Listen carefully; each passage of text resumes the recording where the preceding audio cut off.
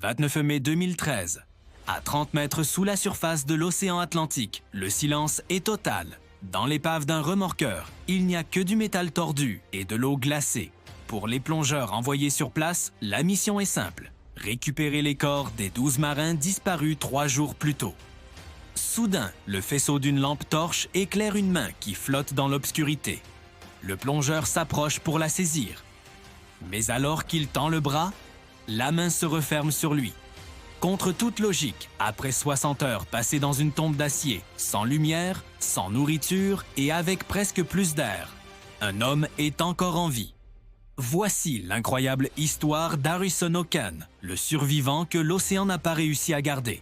Tout commence le 26 mai 2013, au large des côtes du Nigeria. Le Jascon 4, un remorqueur, lutte contre une mer déchaînée. Harrison Hocan, 29 ans, est le cuisinier du bord. Vers 5 heures du matin, alors qu'il est aux toilettes, une vague monstrueuse frappe le navire de plein fouet. En quelques secondes à peine, le bateau chavire. L'eau s'engouffre avec une violence inouïe. Harrison est projeté contre les parois tandis que le navire se retourne complètement et commence sa longue descente vers les abysses. Dans la panique, il voit certains de ses collègues être emportés par les flots. Il réussit à sortir de la pièce, mais le bateau est déjà à l'envers. Il avance à tâtons dans le noir total, guidé uniquement par son instinct, alors que le navire touche le fond de l'océan, à 30 mètres de profondeur. Harrison se retrouve bloqué dans la cabine d'un officier. Par un véritable miracle de la physique, une poche d'air s'est formée dans un coin de la pièce, haute d'un peu plus d'1 mètre. Mais la situation est un cauchemar. Il fait un noir d'encre. Il est en sous-vêtements dans une eau qui frôle les 0 degrés. L'hypothermie menace de l'emporter à chaque instant. Pour survivre, il récupère un matelas qui flotte et s'en sert pour s'élever au-dessus de l'eau, limitant ainsi la perte de chaleur. Mais le pire, c'est le bruit. Il entend les corps sans vie de ses amis flotter dans les pièces voisines. Il entend les poissons et autres créatures marines entrer dans l'épave pour se nourrir. Chaque craquement de la coque sous la pression de l'eau lui fait penser que sa tombe d'acier va s'écraser sur lui. Alors, il commence à prier. Il récite des psaumes, demande pardon pour ses fautes et attend la mort. Car Harrison le sait, l'oxygène s'épuise.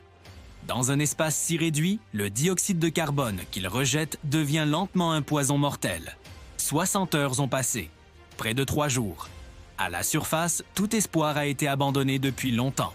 Une équipe de plongeurs sud-africains est sur zone uniquement pour ramener les dépouilles de l'équipage aux familles.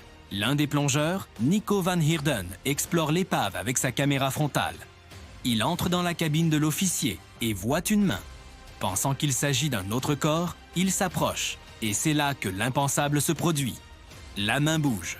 Harrison, complètement épuisé, n'a plus la force de parler, mais il trouve encore l'énergie d'agripper ce bras humain. À la surface, l'équipe qui suit la vidéo en direct hurle d'incrédulité. Il est vivant! Il est vivant! Mais le sauvetage est loin d'être gagné. Harrison est resté trop longtemps sous une pression extrême. Si on le remonte immédiatement, l'azote accumulé dans son sang formera des bulles mortelles. Il va devoir passer plusieurs heures dans une cloche de plongée, puis 2 jours entiers dans un caisson de décompression. Harrison Hocan est le seul survivant sur les 12 hommes à bord. Lorsqu'il sort enfin du caisson, il ne demande ni argent ni gloire. Il veut juste un verre de Coca-Cola et voir sa femme. Pendant des mois, Harrison sera hanté par des cauchemars. Il se jure de ne plus jamais s'approcher de l'océan, mais l'esprit humain est fascinant. Quelques années plus tard, pour vaincre sa peur, il suit une formation et devient lui-même plongeur professionnel certifié. Son histoire est devenue un cas d'école pour les scientifiques et un symbole d'espoir absolu. Même dans les ténèbres les plus profondes, même quand tout semble perdu, la vie trouve parfois un chemin. Si cette histoire de survie vous a marqué, n'oubliez pas de liker la vidéo et de vous abonner. Nous explorons ici les récits les plus poignants de l'histoire, des champs de bataille aux tragédies maritimes. Dites-moi en commentaire, quelle est, selon vous, la plus grande preuve de courage dans cette histoire? On se retrouve très vite pour un prochain récit.